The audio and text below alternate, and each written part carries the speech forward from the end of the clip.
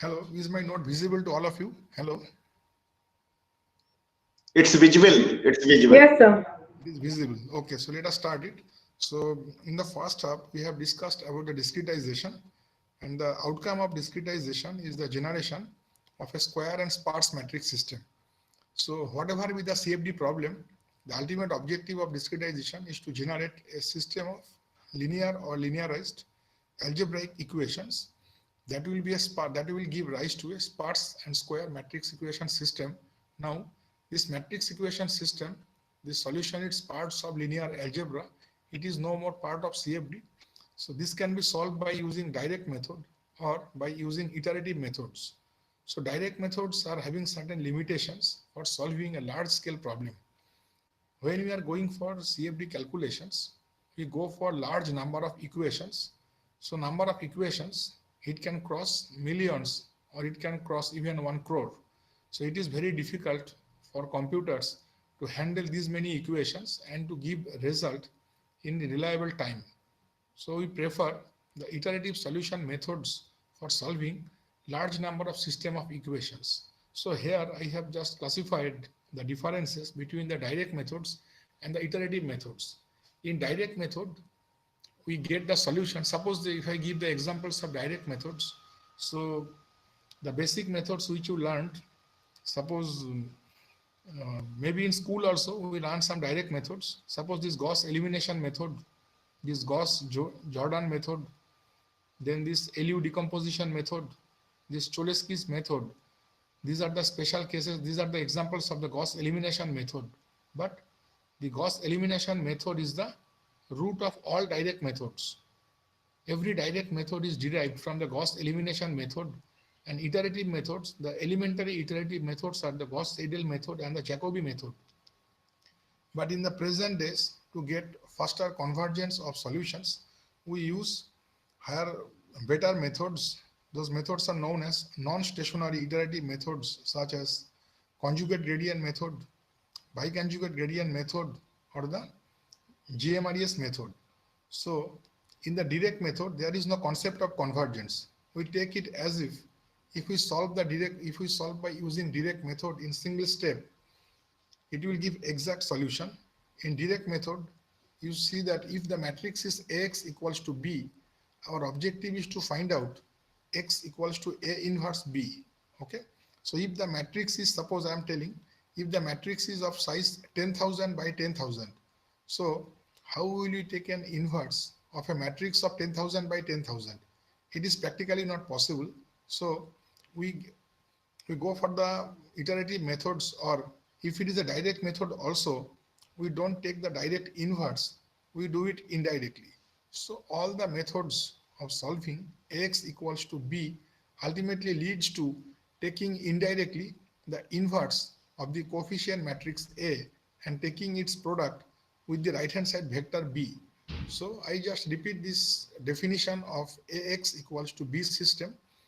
After discretization of a partial differential equation, we can get a single matrix equation system denoted by the symbol capital A small x equals to small b, where capital A can be a symmetric matrix or it can be an asymmetric matrix. So if it is a if this matrix is generated based on heat conduction problem, it will always be a symmetric matrix. Okay. So if it is a symmetric matrix, you can use the Cholesky's method, the direct method given by Cholesky for the solution. If you go for a fluid flow problem or if you go for convective heat transfer problem, the matrix will never be symmetric as long as these convection terms or advection terms are present. So if the Reynolds number is not very small, then this advection or convection terms, they will be non-zero.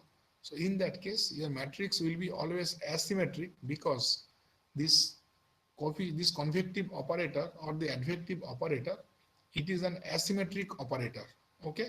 So when this Gauss elimination or these Gauss-Seidel methods are derived, there is no assumption whether the matrix is symmetric or whether the matrix is asymmetric. So most of the matrix equation solvers, so there should be a very clear concept that CFD solver and matrix solver, these are different things. Okay. So when we are talking about matrix solver or equation solver, we are talking about the iterative method or the direct method. But when we talk about the CFD solver, we are talking the Navier-Stokes discretizer. Okay, so it may be a finite volume discretization technique, or it may be a finite element based or finite difference based solver. So that is different. So even though we use the term solver, so solver is the heart of the CFD program. So that is the discretization portion. But when we talk about equation solver, we actually talk about Gauss elimination or Gauss Seidel, this kind of methods. So as I have told you, let us summarize. For heat conduction problem, the matrix will be always symmetric. For fluid flow problem or for convective heat transfer problem, the matrix will be always asymmetric.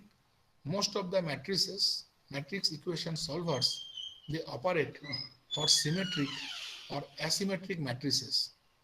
There are certain equation solvers, they are designed only for symmetric matrix equation systems. So if we go for the Cholesky decomposition, that is for symmetric matrices.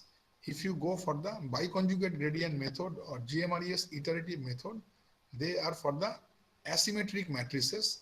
If you go for the conjugate gradient method, that is only used for the symmetric matrices. So the three methods which I mentioned right now, conjugate gradient, biconjugate gradient, and GMRES, these are very powerful iterative methods. These are known as Krylov space iterative methods. They are also known as the non-stationary iterative methods. So they will give fast convergence. In very quickly, they will give you very high accurate solutions. And the Cholesky decomposition, it is a direct solution method for the symmetric matrices, and this is a special case of the Gauss elimination method. So you should remember all the direct methods, they are derived from the Gauss elimination method. So Gauss elimination method is the basic direct method, but we don't use the Gauss elimination method when we go for the CFD solutions. Okay, so what is the reason?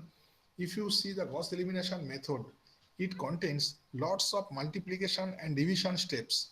Because of these multiplications and division steps, the number of operation count, suppose the matrix is always a square matrix and it is the size of the matrix is denoted by the symbol capital N or small n. So the number of operation count or number of multiplications or division in a matrix calculation, it is of the order of n cube for the Gauss elimination method. So n cube is a big matrix. So if you increase your matrix size, if n is 5, if suppose if it is a 3 by 3 matrix, so n cube will be 3 to the power 3. So it means that you should have around 27 operations to get the solutions. Now, if the matrix is 300 by 300, it will increase by several hundred times. And if it is, when you are going for real life CFD problems in turbulent flow, suppose if you want to go for direct numerical simulation of turbulent flow, then you should have around 5 crore to 6 crore nodes for a particular problem. Then you have to solve around 20 crore equations. Okay, so can you imagine that what will be the size of this matrix and what will be the size of this Gauss elimination requirement? So what happens in Gauss elimination, because of this large size of the matrix, because of this large number of divisions and multiplications, the number of operation count is very large. And what happens, the solution which we get after Gauss elimination, that solution becomes wrong. What is the reason? We are using a digital computer for getting a CFD solution. Now these computers have their own errors. One such error is the round off error. Okay, so round off error, you cannot avoid it. You can reduce it, but it is unavoidable. So this is because of finite arithmetic used in computer calculations. So after decimal point, how many digits you will consider? Okay, so if you have large number of calculations, what happens that the number of significant digits which you are considering, even the insignificant digits after certain steps of calculations, they may become significant and they may contaminate your solutions if your calculation steps are very large. It means that for Gauss elimination calculations, the round of error, it becomes very powerful. So Gauss elimination we never use for solution of the matrix equation systems in a CFD problem. What happens that the round of error, it will become so dominant that it will contaminate the matrix. Ultimately, what will happen, the matrix which you get, which you solve, and the matrix which from which you start your calculation, they become different. So is it clear? Suppose you are solving in CFD, whatever there is one concept of consistency. I did not tell you that time. So by consistency, we mean that the original governing equation and the discretized equations, they should convey the same message. Okay. So the physical meaning of these equations, whether it is in the continuum form or in the algebraic form, it should not change. It should be retained. Okay. So that is the property of a CFD scheme, that it should have proper consistency and it should, okay. So what is happening that this matrix equation system with which you have started, that system should not be contaminated. Then only you will get the correct solutions. So in Gauss elimination, that does not happen, and because of that, we don't use it. In CFD calculations, Gauss elimination is never used. So another such method is Cramer's rule. So Cramer's rule is also a direct method. So if the matrix size is very small, maybe it is a 3 by 3 matrix, you can use the Cramer's rule for solving the matrix system. Now, in Cramer's rule, this operation count or number of multiplications and divisions, it increases with the factor of factorial n plus 1. Okay. So if your matrix size is n, so for its direct solution, you should have n plus 1 factorial calculate steps. So if you consider a 3 by 3 matrix, your calculation steps will be factorial of 3 plus 1. So factorial of 4. So factorial of 4 is a small number. It is 24. So you have to just perform 24 calculations. Now, if you go for a 4 by 4 matrix, your calculation step will be factorial of 4 plus 1. So it will be factorial of 5.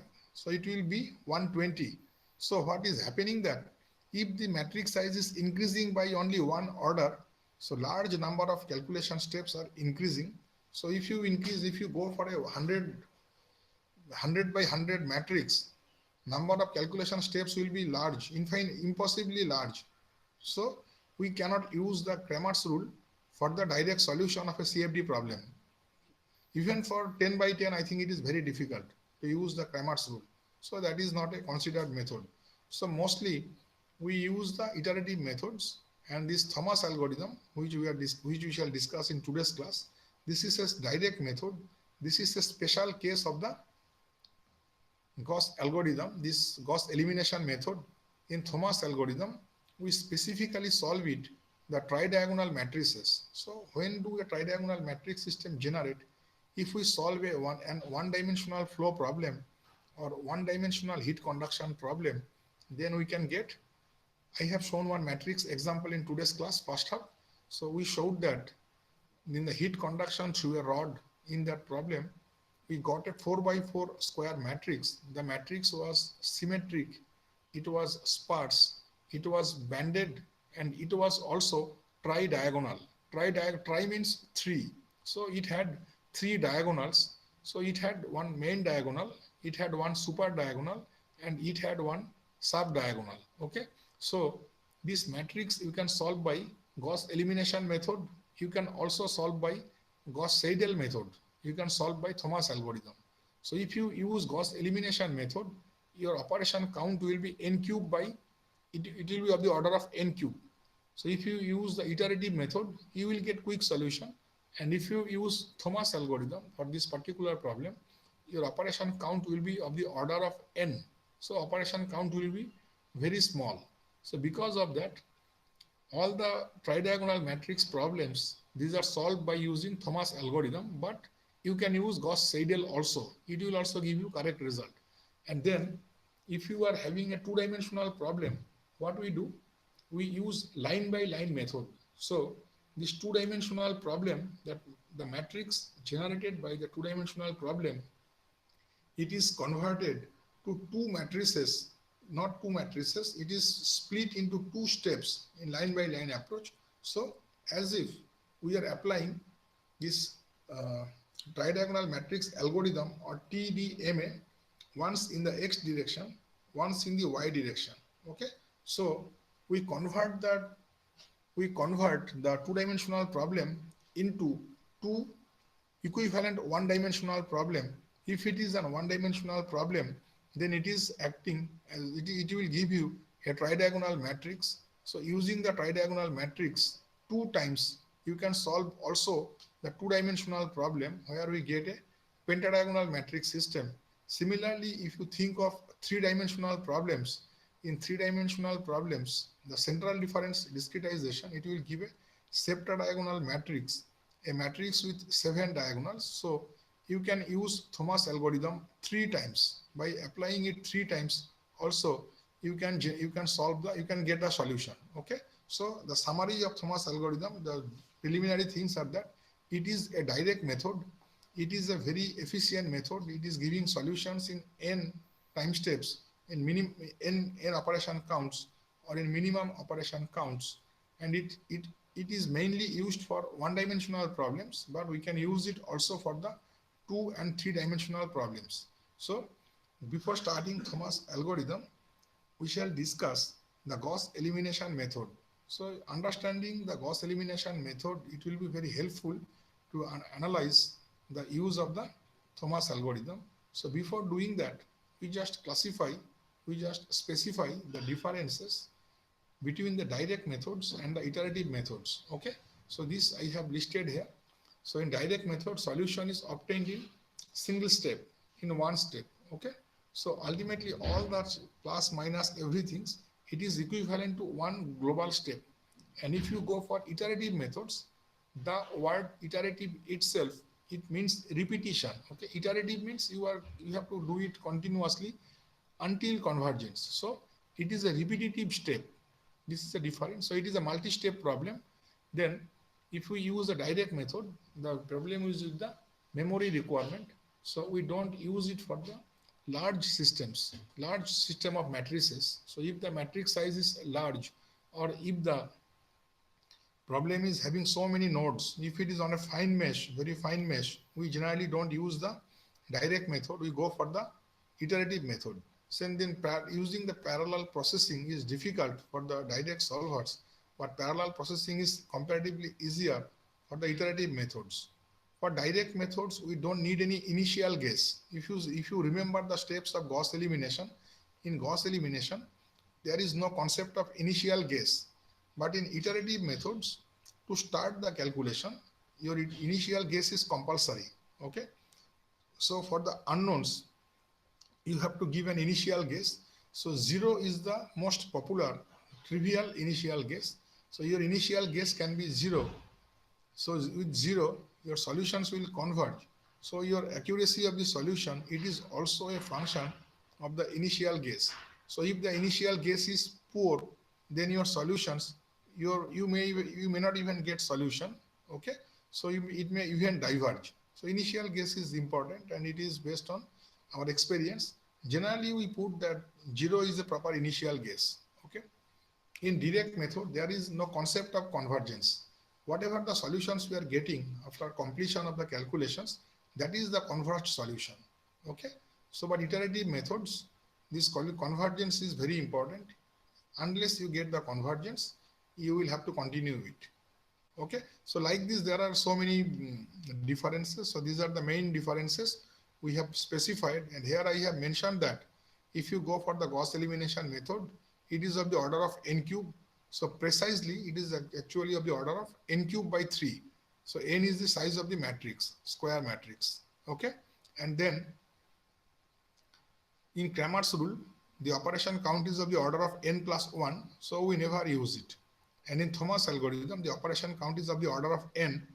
And this is for tridiagonal, as I have told that this is used for the tridiagonal matrix systems. Now, let us discuss the derivation and the coding of the Gauss elimination method. So how it works. So all of you have done Gauss elimination sometimes.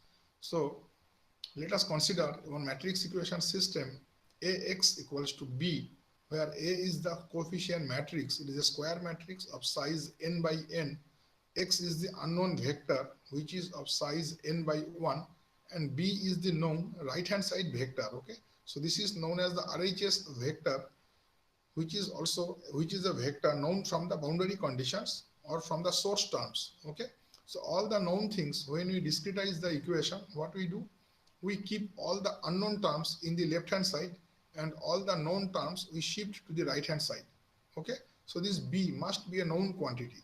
So this is the given problem. Now, if you, after the algorithm of the Gauss elimination, the final matrix systems which we get, it becomes A dash X equals to B dash. So this matrix A, it becomes A dash. I did not give a dash, but it should be A dash. X does not change, X remains X, and B becomes B dash. So this equation, what happens that these terms they change. Okay. And then finally we get an upper triangular matrix. So our objective in Gauss elimination is to generate an upper triangular matrix. So this is the picture of the upper triangular matrix, so that below the main diagonal every term will be 0. Okay. So when you do this, you know about this elementary matrix operations, elementary row operations and elementary column operations. You have read it in the BTech. So we use these elementary operations, and by that we convert the matrix to an upper triangular matrix, and then this is the convert final form, and this is the B dash. So what is happening? We use a back substitution process to calculate the unknown quantities. So how will you write your unknowns? Your unknowns you will write, suppose the first unknown will be x1. You will write x1, x2, x3, x4 up to xn. So xn is your last unknown. Similarly, in your vector, you will write your vector, right? Components are b1, b2, b3, b4 up to bn. And if you look into this coefficient matrix, this is the diagonal. So the terms will be like a11, a22, a small a11, small a22, small a33 up to small a nn. Okay. So this is n by n. So this particular matrix, this is the n by n matrix. So when we go for this 1 1, we say that this is a11. Next we just say a12. In a12 we mean that the first index 1, this is the index of the row, and second index 2, this is the index of the column. So when we write this entry as aij, a subscript ij, then we say that I is the index for row and j is the index for column. So let us discuss how do we get this form. Okay, so this is the final form, and then we go for the back substitution. By back substitution, we mean that if you go for the last equation, so this is actually equation, these are only equations only. Okay, first equation, you know the matrix product, how to write it, first row, first column. If you take it, you will get this first term. So here, what is happening here, in this last equation, only the diagonal term is non-zero. Other than that, everything is 0. So here the only term is ann. If it is ann, this is xn and this is bn. So what is happening, in this last equation, we have only one unknown and we have one equation. So xn is the unknown, and what will be the form of the equation? It will be a dash small a dash nn xn equals to b dash n. So you can easily get xn. If you go to the previous equation, this is nth row. So this will be n minus 1th row. So if you go for the n minus 1th row, on the diagonal term, it will be a dash n minus 1, because I equals to j on this diagonal. So on the second equation from the back side, bottom side, this will be a dash n minus 1, The last term will be a dash n minus 1 n, because it is nth column, n minus 1th row. This will be x n minus 1. This will be b dash n minus 1. So when you simplify this term in the second equation, when you are coming to the second equation from back, you already know the value of xn. In that equation, you have two unknowns, xn and xn minus 1. But xn you have already calculated in the previous step. So you can easily calculate xn minus 1. So similarly, in the next step, you can calculate xn minus 2, xn minus 3, like that x3, x2 up to x1. So this process is known as the back substitution. So in the Gauss elimination process, there are two steps. The first step is the forward reduction. By forward reduction, we delete all the terms, or we make all the terms below the diagonal equal to 0. So when all the terms are reduced to 0 below the diagonal, we say that we are performing the forward reduction. In the second step, we do the back substitution, where we find the values of these unknowns starting from the last equation, and we come to the first equation. So how to do that, those two steps we are showing here. Let us consider a very simple 2 by 2 matrix. Suppose in class 8 or class 9, we learn the simultaneous solution of algebraic equation, method of substitution. Okay, so that same method we shall use here, and then from there we shall derive the algorithm. Okay, so let us consider two equations. So let us just think of two equations like 2x, suppose 2x plus 3y equals to 5, x minus 6y equals to 7. If you want to use by Gauss elimination, how will you do? And one more thing is there, these CFD equations which we are using, these equations will be there in Thursday's class. I shall discuss. There are two approaches for discretizing one unsteady state problem. One approach is known as the implicit method. Other approach is known as the explicit method. So if you are using explicit method, what it will do? It will always give a diagonal matrix. So for the explicit method, solution of Ax equals to B is trivial. Okay.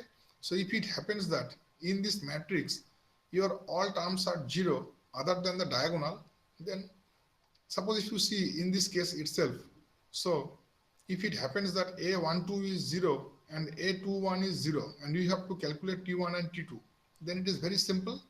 You can look into here. If A12 is 0 and if A21 is 0, then you have two equations. One equation will be A22 T2 equals to B2. A22 T2 equals to B2. You know the value of B2 and A22. You will easily get T2. Similarly, from the first equation, this term is 0. You will get A11 T1 equals to B1. So T1 equals to B1 by A11. So if the coefficient matrix is diagonal, then you are getting very easily the solutions. So in explicit method, in explicit formulation, we get diagonal coefficient matrix. But if you use an implicit method, then we get a dense matrix. We get a sparse matrix, but many terms will be non-zero. Okay, it will not be a diagonal matrix. It will have more than one diagonal. Okay, so this is the very fundamental thing which you should remember. So the matrix which you are solving in CFD problems, that is actually generated because of the implicit method. In explicit method, we generate a matrix, but that is like trivial. So if we say that you solve 2x equals to 6 and 3x equals to 9, then you will simply say that 2x equals to 6 means x equals to 3, and 3x equals to 3, y equals to 9 means y equals to 3. So you are getting the solution directly.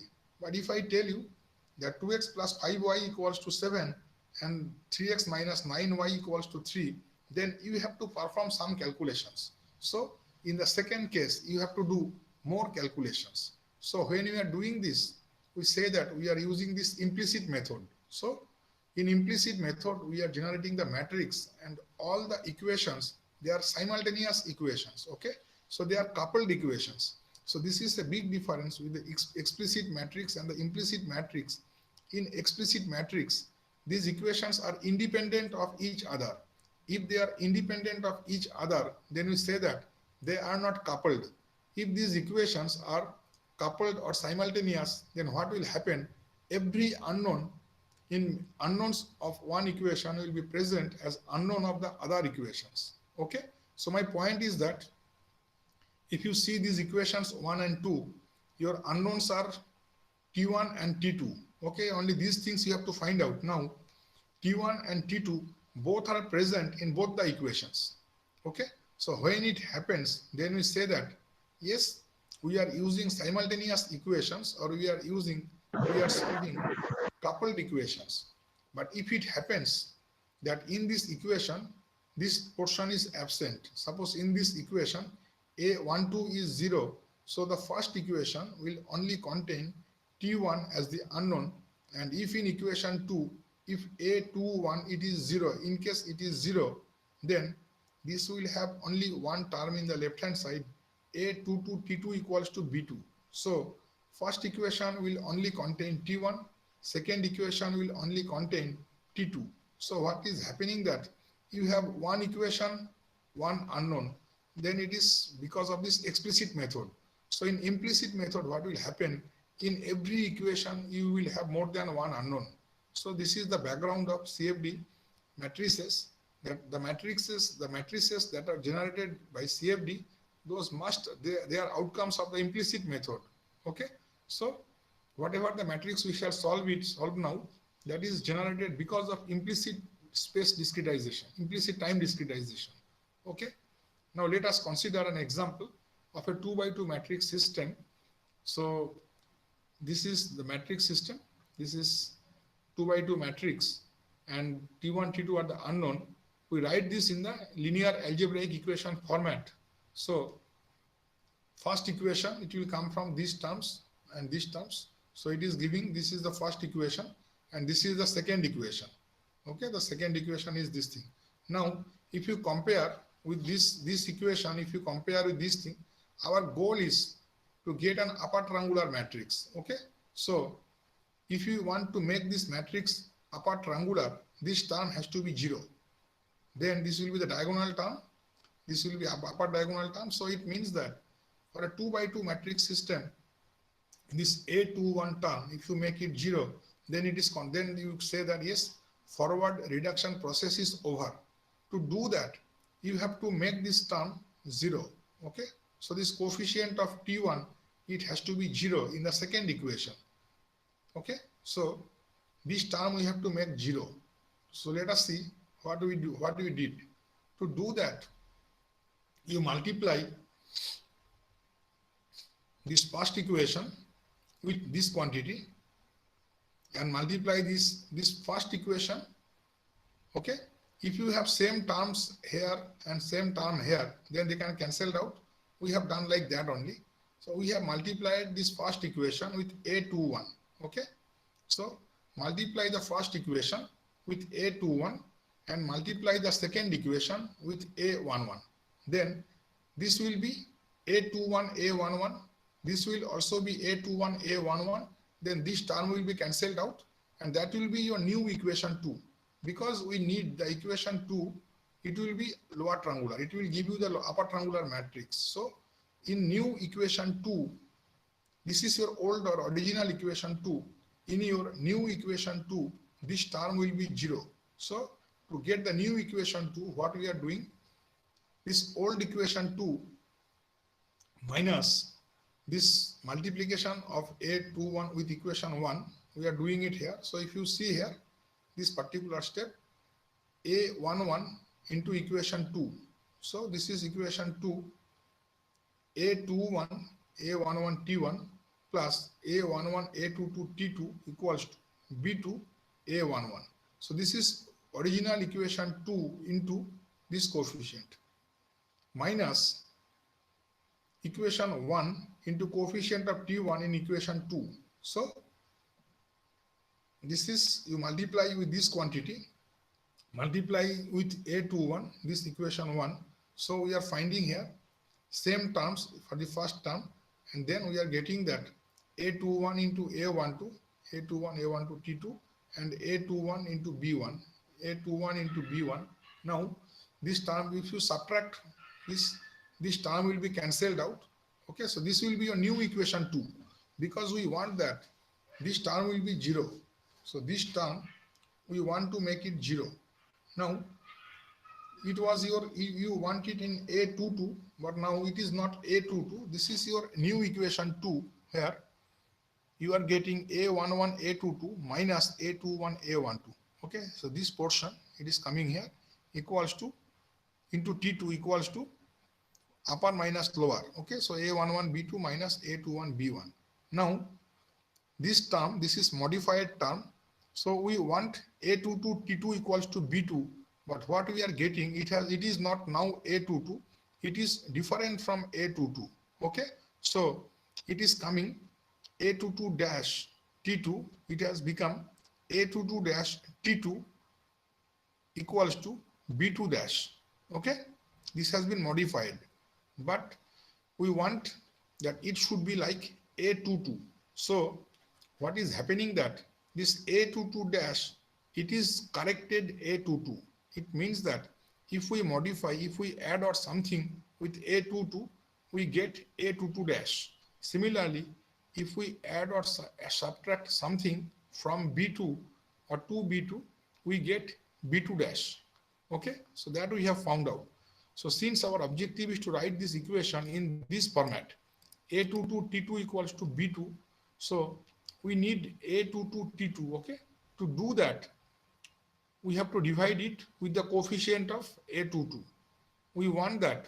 What is the modification in A22 in this case? So if we want this term plus the correction term, to do that, if you divide with A11 on both the sides, what is happening?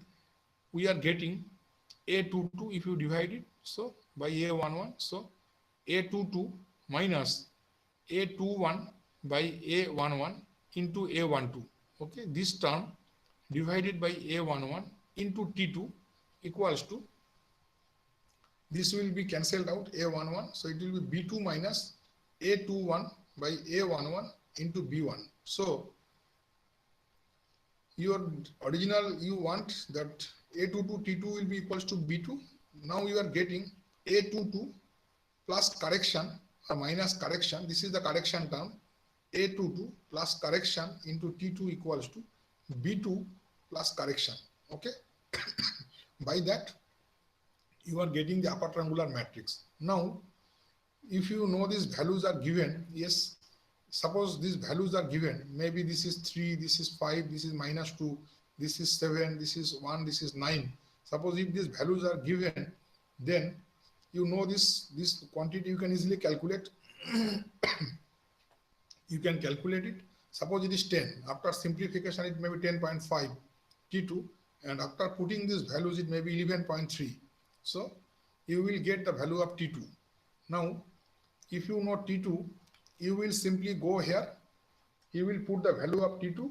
So this term, after calculation, you will bring it in the right side, subtract, and then you will divide by this coefficient. Then you get T1. So it means that you are getting the solution, the basic solution. So it means in this particular case, when the matrix is of size 2 by 2, you have to eliminate one term. So this forward reduction step you have to do only one time. So it means that if you have a 3 by 3 matrix, then you have to first make this term should be 0, then this term should be 0 in the third equation. So in 3 by 3 matrix, what is happening? Your first equation we don't change. Okay, in Gauss elimination, this is the method which I am discussing. This is Gauss elimination without pivoting. So Gauss elimination with pivoting is also there. So let us assume that the matrix is diagonally dominant. So if it is a diagonally dominant matrix, we don't need the pivoting process. So we are not discussing about the pivoting. We are taking that yes, the matrix is diagonally dominant. In the fluid dynamics problems, CFD problems, generally the matrix is becoming diagonally dominant. What is the meaning of a diagonal dominant matrix? You consider any row of the matrix. Okay, so if it is an n by n matrix, in the fifth row, for example, it will have n number of terms. Out of n number of terms, many terms will be 0. Now you single out the diagonal term, you take the modulus of the diagonal term, and then you take the off diagonal terms or non-diagonal terms in that. Excuse me, sir. Yes. Sir, can you use a pointer, because participants are asking for pointer. Actually, for diagonal dominance, this thing I am telling from diagonal dominance is not defined here. I am just telling that suppose if you look into this particular equation, okay. So by diagonal dominance, I mean that this is the diagonal term and this is the off diagonal term. So modulus of this term or magnitude of this term should be greater than equal to the sum of the modulus of the other terms. So if it is 3 and if it is minus, if it is 7 or if it is minus 3, so it should be that modulus of 7 should be greater than modulus of minus 3. So here there are only two terms. So if you have n number of terms, out of n number of terms, many will be 0 and some will be non-zero. Okay. So the modulus of the diagonal term will be greater than equals to the sum of the modulus of the remaining terms. Okay. So we are assuming that in CFD problems, generally automatically the matrix becomes diagonally dominant. Okay. So we are taking as if the matrix is diagonal dominant so that there is no need of pivoting. So we need not make this, pivoting is to make it forcefully diagonal dominant. So let us keep it that yes, it is diagonal dominant by default. So in the forward reduction step, we are making this term forcefully 0. So if it is a two equation system, we have to make the 0 step only one time. If it is a three equation system, we have to make three terms 0. It means if it is an n by n matrix equation system, first equation we don't touch. Okay. So first equation will be as it is. If it is, if pivoting is not required, the first equation is remained, it remains as it is, and we operate on the other equations. So if it is a two equation system, since first equation you don't touch, we have to use only one operation.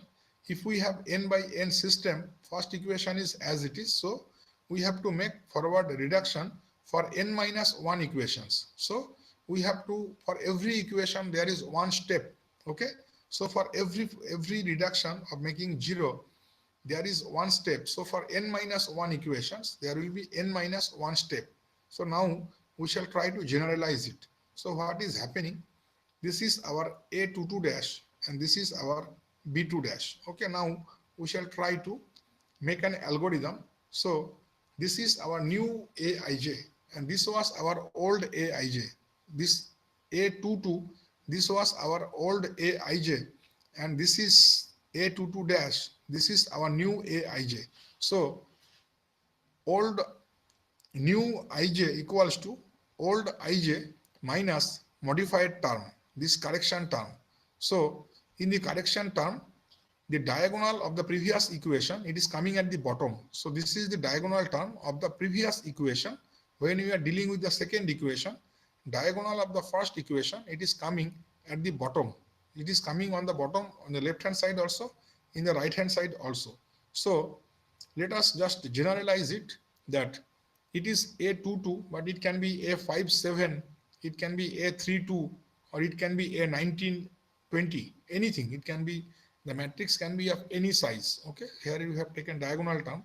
Now, if it is a general term Aij, here in this particular example, let us just take it as Aij. So when you are taking Aij, then you say that I is 2 and j is also 2. So since I equals to j, this is on a diagonal term.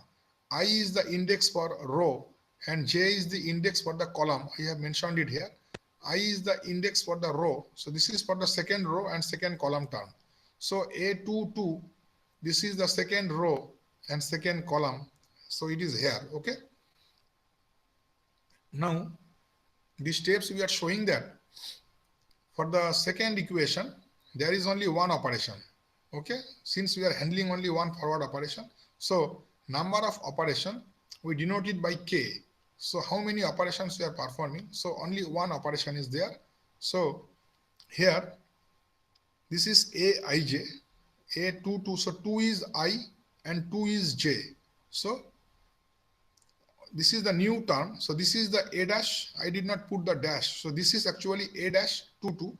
So A dash 22 or new A dash 22 equals to A22 old. So this is the old term.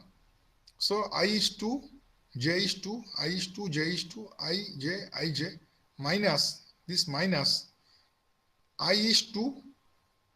So j is not equals to 2. We are selecting already I equals to 2 and j equals to 2. So this is I. Okay.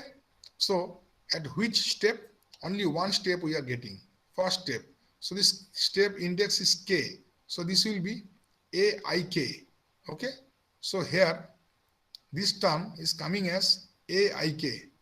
This K is the index for number of steps. So there are three indices, IJ and K. I and J, these are the indices for the matrix entries. And this K is the index for the number of operations. Okay, so this is AIK. I is 2, K is 1 into AKJ. K is 1, J is 2. So here this portion AIK,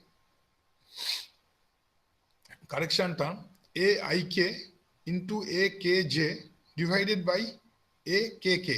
So this we shall divide on both sides. So it has come like that, AIK into AKJ by AKK.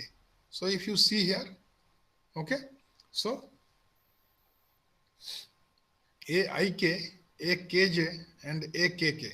So how to cross check it that this formula is correct? How to do that? So in the left hand side is we have two indices I and J, one I, one J. So every term in this right hand side, it must have only I and J as free indices. Okay, so we have 2K at the top, we have 2K at the bottom, so it is independent of K. And we have one I here, one J here at the top, both at the top. So it is matching that it is with IJ, it is with IJ, this is also with IJ. So in this particular case, this K is known as the dummy index. Okay, so what is the range? What are the ranges of this I, J and K? Okay, so for I, for K, how many equations we have to deal? If you have n equations,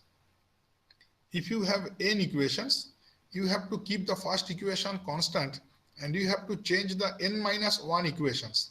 For every equation, you have to do the one step. So for n minus 1 equations, you have to go the n minus 1 steps. So for the second equation, you will perform the first step. Third equation, you will perform the second step. For nth equation, you will perform the n minus 1th step. So your steps are starting at 1, ending at n minus 1. So the range of K, it will be 1 to n minus 1 because the first equation we don't change. Now we have how many equations, how many rows? You have your I, it will change from 2 to n because your first equation you don't do anything. So I will go from 2 to n. This 2 to n rows, these many rows we have to handle. And how many columns you are doing? So first column, in this case, this first column, you don't do anything, okay? So you have to change all these columns because this first column is already 0. This term, when you are doing this upper substitution, this term you have to keep as it is. So if you see here itself, this first column, you are not doing anything. So your operation is starting from the second column. Because of that, in this particular case, you are doing only one column operation. So your J, it will be only 2. So here what is happening, if you consider n by n matrix, so your J, it will be from 2 to n. Okay, so you will operate from the second column because your first column, first term will not change. First term will not change, but in the second column, first term will not change, but the second term will change. Third column, third term will change. Okay, so what is happening that all your terms, they will change. So if you start from second column up to the nth column, all the terms will change. Because of that, the index of column is J. So J will vary from 2 to n. Okay, now what people do sometimes, they make an augmented matrix. So there are two approaches. They are same in fact. So this right hand side vector, sometimes they annex it as a last column in this matrix. Okay, so suppose if I add this column as this right hand side vector as the last column of this matrix, then it will have n rows, but it will have one extra column. So number of columns will be n plus 1. So what will happen, the size of the matrix will be n into n by 1. So we have n plus 1 columns.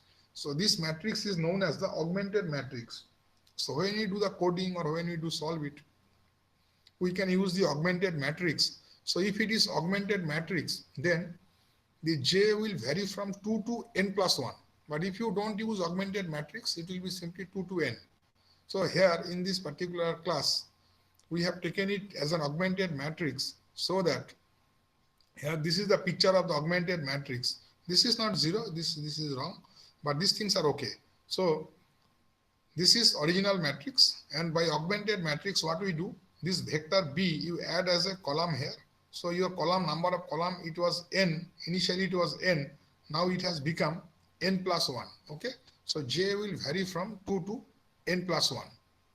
Okay, now if we do a programming for this case, we want to do this portion, we want to write in a looping form. Okay, using the Fortran this do loop comments. What we do, so first we choose the operation. So operation is operation 1. Okay, so what you have to do, this is the formula for the forward reduction. Okay, this is the forward reduction formula. So you have to perform these operations n minus 1 times. K will be operated on n minus 1 times. So it will be on the outer loop. So first you perform how many operations. For the first operation, you keep it outside. Then these many operations are required. So k will vary from 1 to n minus 1. Then how many equations? This change it. This for a particular operation. Suppose you want to make this term 0. So k will be outside. You fix this equation. So for this equation, your j is 2, I is 2. Okay. So if I is 2, your I is going from 2 to n. So your I is going from 2 to n. You are starting with the second equation. You will do with these operations up to the nth equation. So I is going from 2 to nth equation. Then this j is the index for number of columns. J is the index for columns. What will you do? For the first operation, okay, so your first column will be automatically 0. So your terms, this column, this will be automatically 0. So this is the new term which will be modified. This term, this is already 0. So this term will be modified. So for the first operation, you are dealing with this term in this column.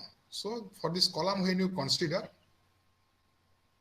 here column, this is going from the k plus 1th column to the augmented matrix column. So if k is 1, okay, then j will be 1 plus 1, 2.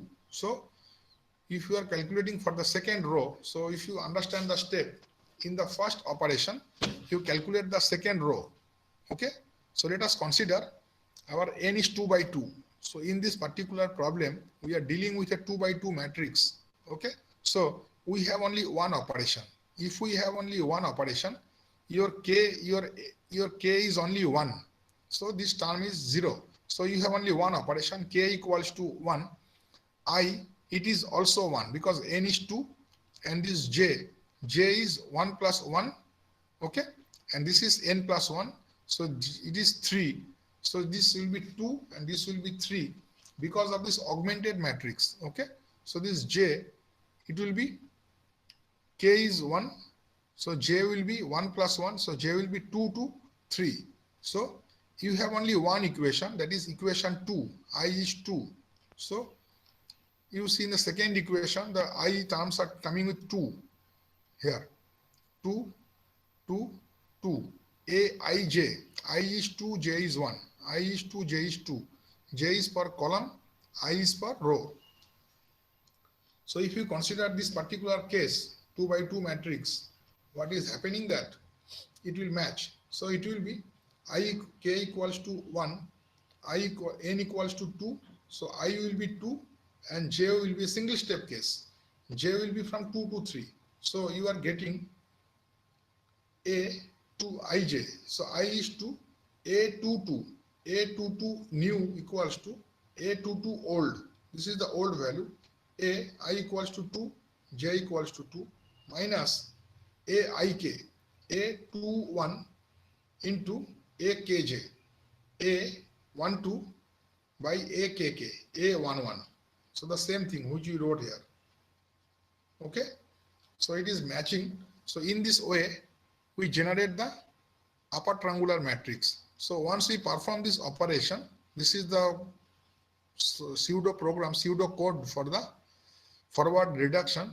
Then we get the upper triangular matrix of this augmented matrix, upper triangular form of this augmented matrix. So this is wrong. This is not 0. There is nothing like that. We write in this format. So this is the unknown vector. Okay. Now we have n rows and n plus 1 columns.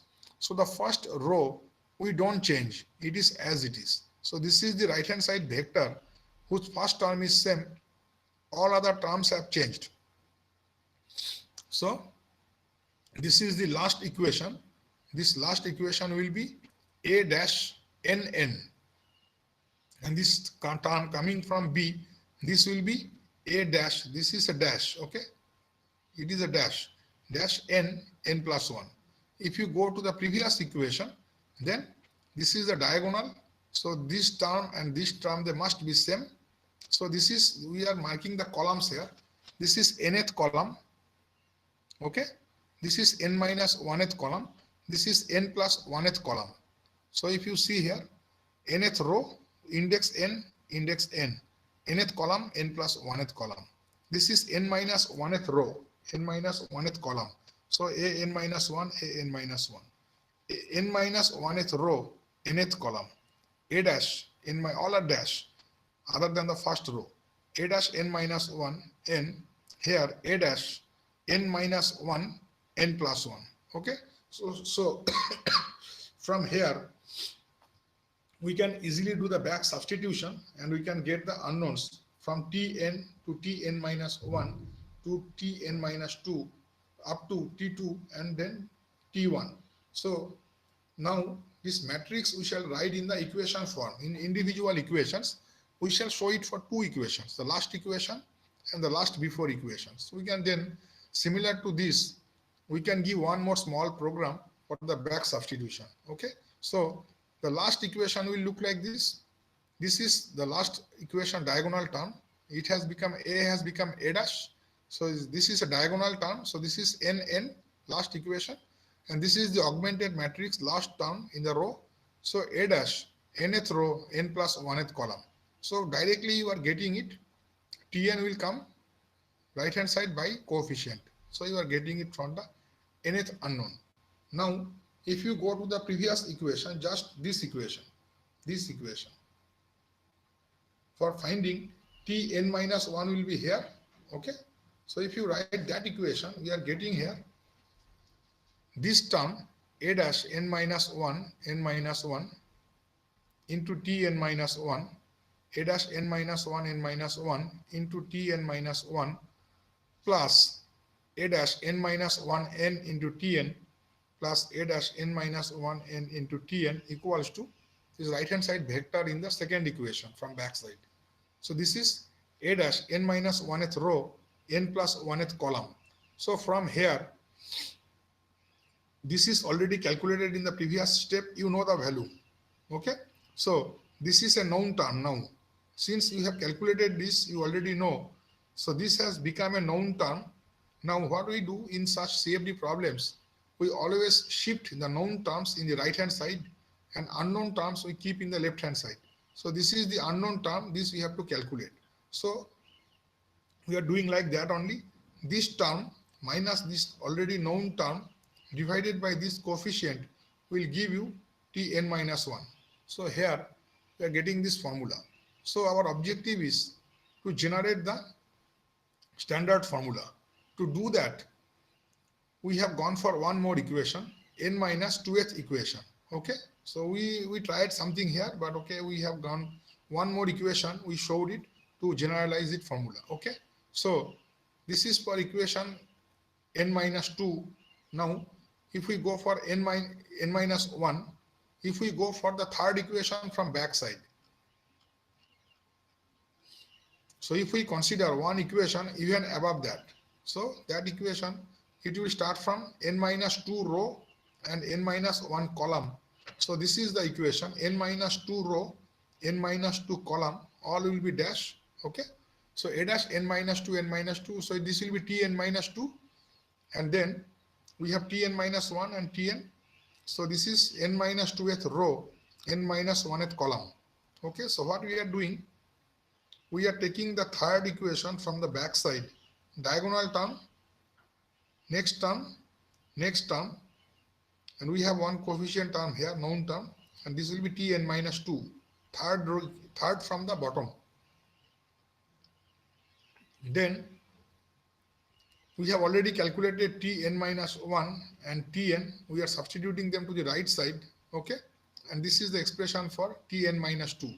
So we want to give a formula for finding t n minus 1 to t1. Tn is coming automatically, so we can give it from t n minus 1 to t1. To do that, we are to generalize it in this format. We are just putting here n minus 2 equals to I. Okay, so wherever there will be n, we shall substitute n by I. We shall substitute n as a function of a dummy variable I, the variable we shall use in our program. Okay, so we are putting n minus 2 equals to I, so n will be I plus 2. So wherever there is n, you simply put as I plus 2. Okay, so like that, n minus 2 is I, so this is becoming ti, so this is ti, n minus 2 is I, so this is n minus 2 is I. Okay, so n plus 1, this is becoming I plus 3, so this is I plus 3, minus n minus 2 I, n equals to I plus 2, I plus 2, n equals to I plus 2, I plus 2, minus, all are dash. Okay, I plus 1, this term, n minus 2 is I, so this is I, n minus 1 will be I plus 1, so this is I plus 1, so this is I plus 1. Okay, now these two terms, these are the terms which we can add it, the terms with the coefficient which you have just calculated, the terms with unknown temperature, if it is temperature, and the terms just as a right hand side coefficient. So you know all of these values, so you can just sum them up, you can add them and subtract it from the right hand side vector. This is the right hand side vector which is the part of the augmented matrix. Okay, so you can put it in a summation format. So here we are doing like that only. So we are defining it as AIK-TK. Okay, so IK-TK, so this is K. K is varying from I plus 1 to I plus 2. So if you see here, this first index is same I for both cases. So this second index is same here also, here also, here and here. So these are similar kind of terms. So we are adding them up, that if you have so many terms, so K is starting from I plus 2.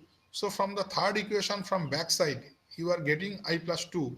So for the first equation from the back side, from the last equation from the back side, this I plus 2, it will be n. Okay, so this is the back substitution formula. Here you are putting it, that first for your generalized expression, so this is becoming, so here you are just putting it, if it is an n by n matrix, so you are, this upper limits you are changing. So this I was n plus 2, I was n minus 2, so n plus 1, this is I plus 3 is n plus 1, so I plus 3, we are replacing it by n plus 1. Okay, so now we have generalized it with respect to the matrix equations. So this is the back substitution formula. Okay, so here I is going from n minus 1 to 1. So I means I will count from here. So last equation, this last unknown, you are getting automatic. This is, we are getting automatically. Okay, so we are having this subtraction formula, this kind of subtraction formula we are getting starting from this equation, starting from the n minus 1th equation. So we are starting from n minus 1th equation and we are going up to the first equation. So this will give you t n minus 1. Okay. So I will be n minus 1. So your I, it is starting from n minus 1 and it is giving you 1. So first you will get t n minus 1, then you will get t n minus 2, and then you will get t5, t4, t3, t2 up to t1. So it will keep on decreasing in steps of minus 1. So this is the loop. Okay. So we are getting it like this. We write in the do format. Okay, back substitution. So except the last term, except this term, this is not included there. This is separately calculated. Then you do the back substitution. First you get tn minus 1 from this one. Then you get tn minus 2 up to t1. Okay. So this is the outline of the Gauss elimination method. So to remember the process, just to do it with the 2 by 2 matrix. Okay, and then you will get. So similar thing is done in the TDMA method. In TDMA, as I have told that this is specific for a matrix with 3 diagonals. Now the matrix can be symmetric or asymmetric, it does not matter. So in Gauss elimination, there is no assumption whether the matrix is symmetric or asymmetric. It will work. If it is a small matrix, it will not give wrong result, it will give correct result. But if it is a large matrix, your solutions will be contaminated by round of error and solutions will be poor. Okay. So let us go to the tridiagonal matrix system. So this is the matrix problem which we get by implicit discretization in one dimension. Okay. So we are showing here a tridiagonal matrix system with 3 diagonals. So these are the 3 diagonals, and this means 0. It means that if it is an n by n matrix, other than these 3 diagonals, whatever the terms are present here, these are all 0. Okay. So there are many terms. There are n by n means there are n square terms. So if it is a 50 by 50 matrix, you have 2500 terms there. Okay. 2500 terms means many terms are 0 at the top and at the bottom. So now we shall solve this problem in one-dimensional array. So if you in computer programming, we use the arrays or subscripted variables. So you can use the arrays as one-dimensional array or two-dimensional array. For the Gauss elimination, we are solving it as a two-dimensional array. So if you see here, we are using Aij, Aik, this kind of terms we are using for this coefficient matrix entries. Okay, but when we go for the tridiagonal matrix system, we don't store them as with 2 indices. We store them with only 1 index. We store these entries as single dimensional array or one dimensional array. This is a big difference. Okay, so this main diagonal, it has n terms. Okay, its n terms we denote by the symbol d for diagonal. So it has n terms starting from d1, d2, d3, d4, d5 up to dn.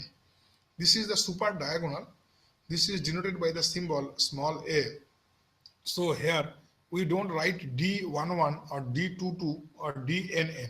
We simply write d1 or d2. So that is the 1D array. So here we start with a2. Okay, this is the second column. So the first column a is not there, it is d.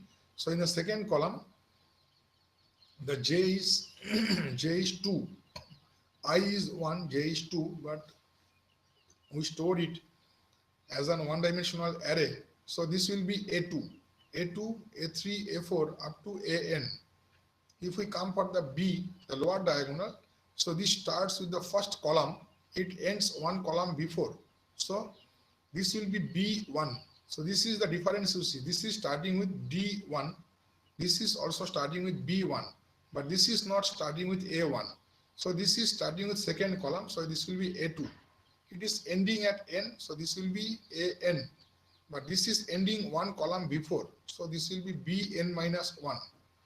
Here in the right hand side, C has all entries. So it will be C1, C2, C3 up to Cn. And here T1, T2, T3, these are the unknowns. So we have to calculate them. So here we have classified, here we have defined that these are the symbols. So what we do, similar to Gauss elimination method in Thomas algorithm also. So this is tri-diagonal matrix algorithm or TDMA. We don't change the first equation. Okay. So first equation means first row. We don't do anything on that. So first row, it is kept as it is, and the super diagonal also we don't change. Okay. So this A terms A2, A3 up to AN, and this B1. So B1, this is not B1, D1. So D1, all the A terms and the C1, they will not be hampered. They will be as it is. Remaining terms we change such that we make these B terms all 0. So in the Gauss elimination method, we are making the matrix as upper triangular, but here this is almost similar kind of thing. We shall make this most things are already 0. So if we make it 0, then it will be in upper bidiagonal form. So there are 3 diagonals. So if you make it 0, you will have only 2 diagonals.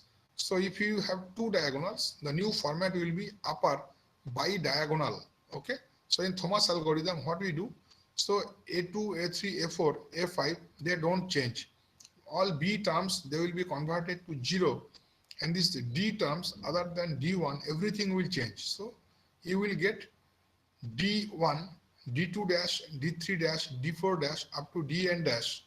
And the C terms, C1 will be as it is, and these will be C2 dash, C3 dash after the forward substitution. So similar to Gauss elimination, there are 2 steps: forward substitution and the forward reduction and the backward substitution. Okay, the same things will be followed here also. But this is simpler compared to the, actually both are very much similar. So now we are showing the steps here. So whatever the definitions I was providing, these are the definitions. Then we are writing it with A1, A2. We have written it. Here I have written. I did not write it as I was telling something, but it is done, something different is done. But okay, whatever the symbol is used here, we shall follow that. So the first row, everything is with 1. Okay, no problem. So we did not write it as A2. So since we are starting with 1, it will end with n minus 1. There is 1 term less. Same thing is happening here also. So we are starting it with B2. So it will, since it is starting with 2, it will have the last index will be n. Okay, it has one number less. There are n entries. There are n minus 1 entries. There are n minus 1 entries. It is starting from 1, so it is ending n minus 1. It is starting with 2, so it is ending at n.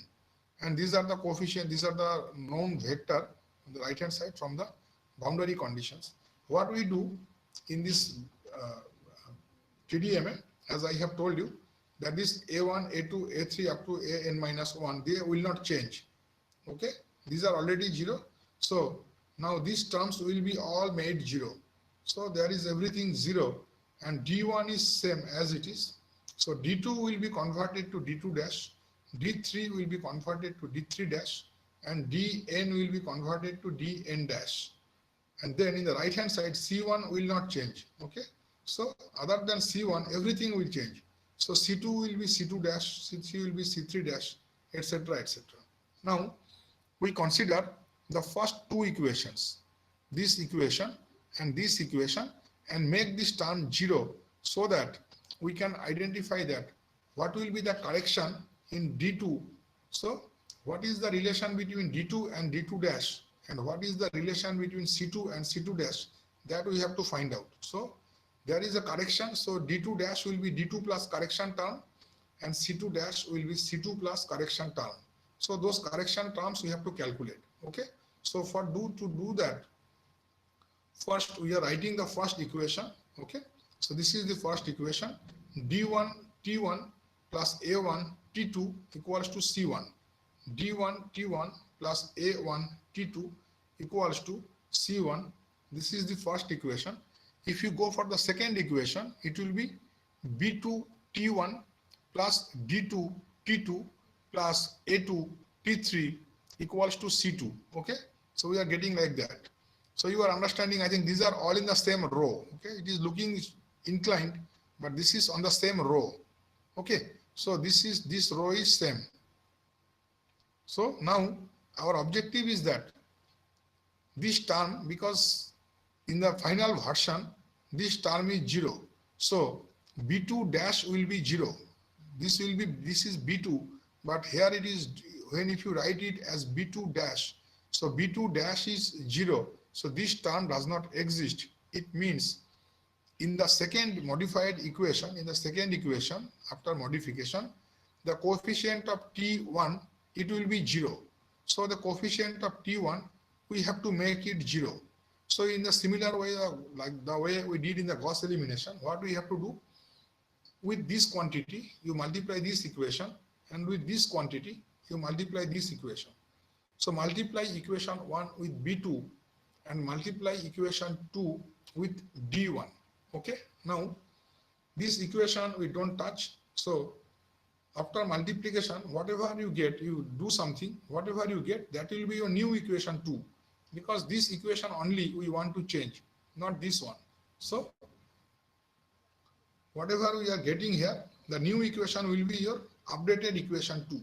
So we are doing, you just see here, this portion we are multiplying with equation 1 with b2. So this is b2, this was b2, so we are multiplying this equation with b2, so we are getting this expression. Okay, so c1 b2, a1 b2 t1 t2, and b1 d1 t1, b2 d1 t1. Now this equation 2 we are multiplying with d1. Okay, so if you multiply this equation with d1, this will be c2 d1, and here in every term you multiply with d1. So a2 d1 t3, this one, then d1 d2 t2, d1 d2 t2, and then d1 b2 t1, d1 b2 t1. These are same terms, they will be cancelled out if you subtract. So from here we are getting some simplifications where the t1 term is absent in the second. This is modified second equation. Okay, this is the second equation, the modified second equation, where the coefficient of t1 is 0. So t1 does not exist in the updated second equation. So we have the new second equation, updated second equation, where t1 does not exist. Now what we do, we take the known terms in the right side, unknown terms in the left hand side. These are the unknown terms. Now the terms with t2 and terms with t3, we take them together. So if we do that, terms with t2 you take them together, so we are getting d1 d2 minus a2 b2, a1 b2.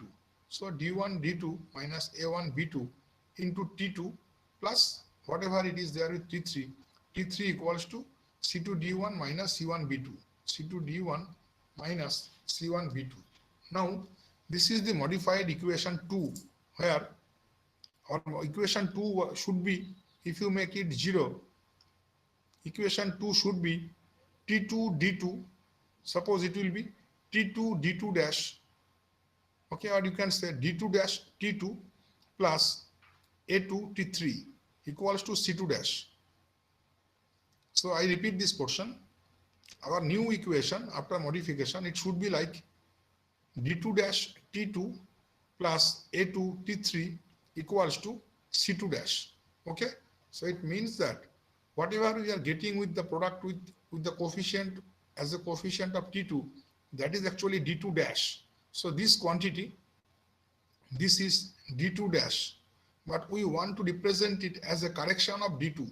To do it, to represent it as a correction of d2, we need to write it in the d2 form. To do that, we have to divide it by this d1. Okay, so if we divide it by d1, then we shall actually be able to find out what is the correction with respect to d2. So we are dividing it by d1. Okay,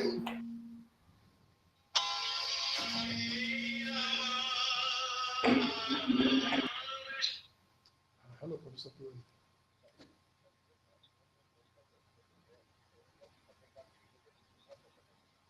अच्छा, so अभी very quickly, maybe in maybe in 5 minutes I conclude it. In 5 minutes by 2:30. Yes. Okay.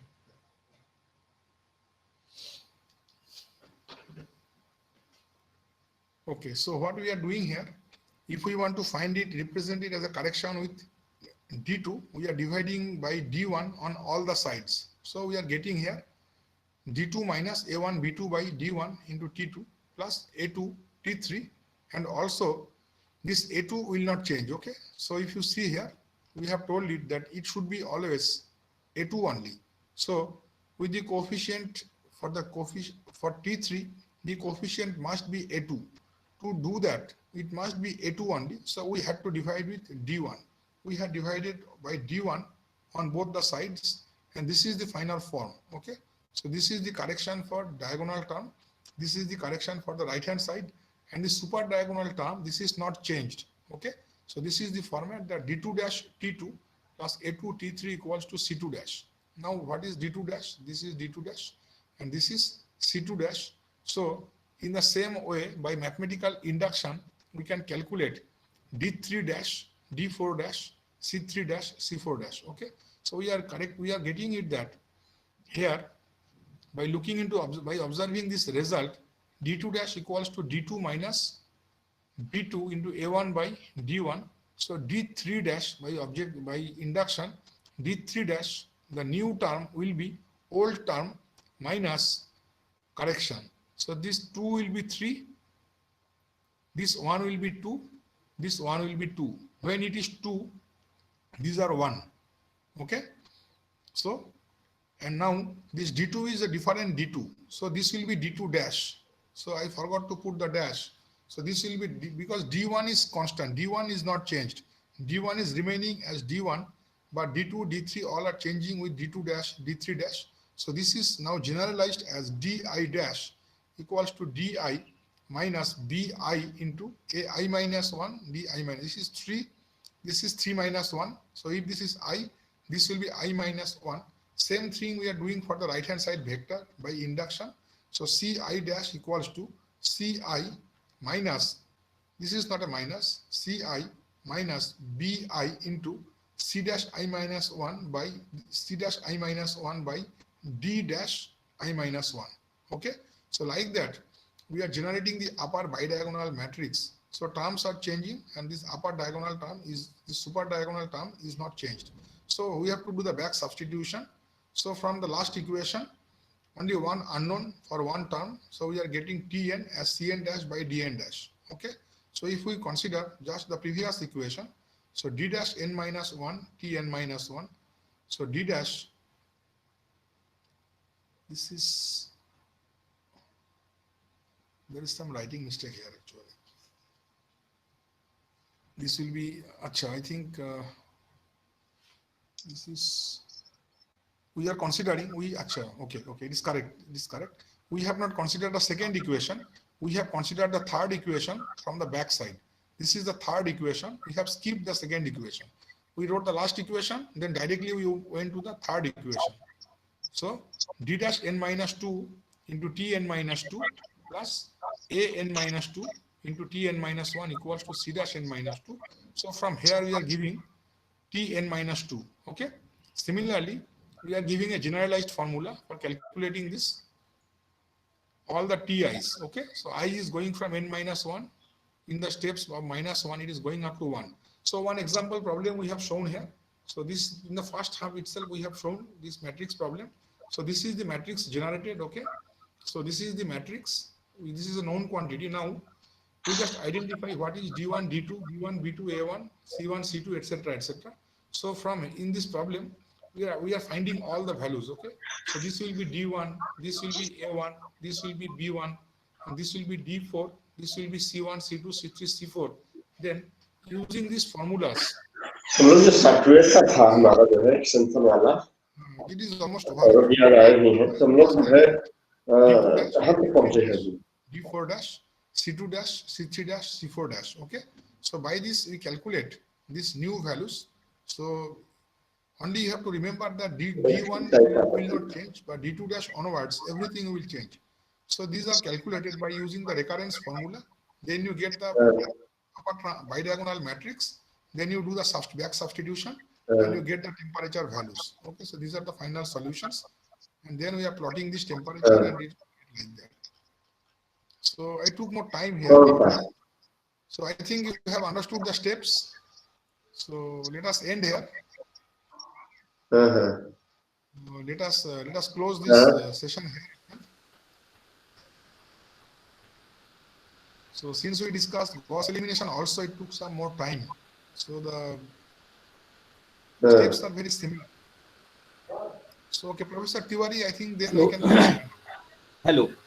Hello. Okay, sir. So someone asked for fourth slide. Can you see the fourth slide once again, sir? Which one? Fourth slide, sir. Fourth page, huh? Okay, this one. Yes.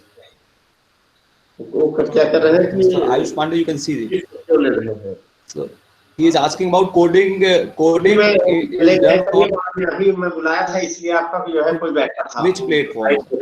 चलिए ठीक है बात तो नहीं आपको नहीं होंगे तो Hello. फाइल आदर फिर क्या है इनका निदान क्या है Hello. Hello. But he also want to see third slide also. Third slide. Okay. Yeah. This is the third slide. Yes. So this is the upper portion, beginning portion. And this is the pseudocode. Yes. So here is this we are getting, and then we are converting this program in the coding language.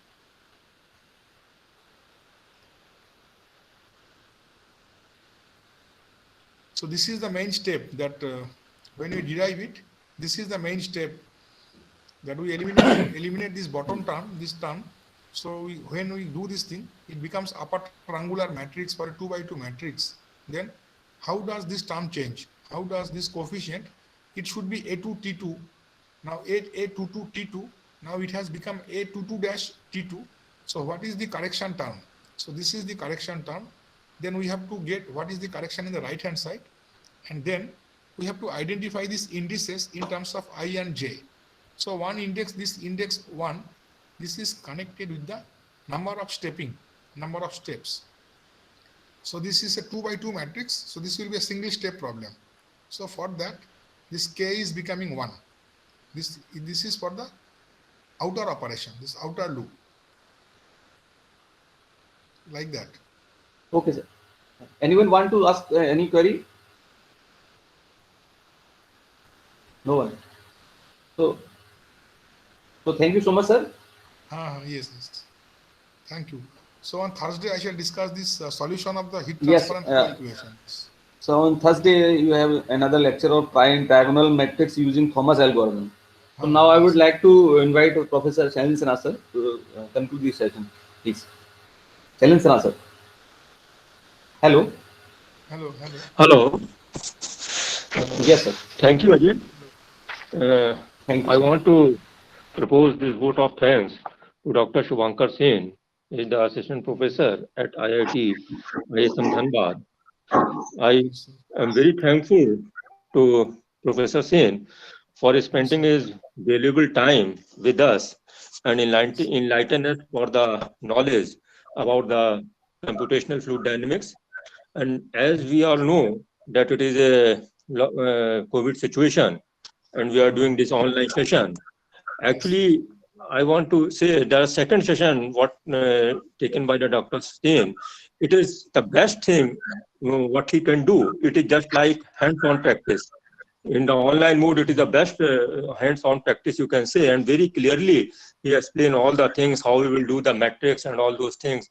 And it is very, very useful for us and for all the participants that we will transfer this knowledge to our students. And again, very, very thankful to Professor Sen for spending his valuable time and delivering the lecture at the FDP at IIT. Thank you, Professor Sen. Thank you very much. Thank you, sir. Thank you so much. Thank you, sir. Thank you. The next session is at 3:15. Okay. Okay. 3:15. Okay, Professor Tiwari, then I disconnect. Thank you, sir. Thank you, Dr. Sen. Okay. Thank you, sir. Thank you. Your both session is outstanding. Okay. We learned Thank very you. lot, sir. Okay. Okay, thank you. Okay, sir.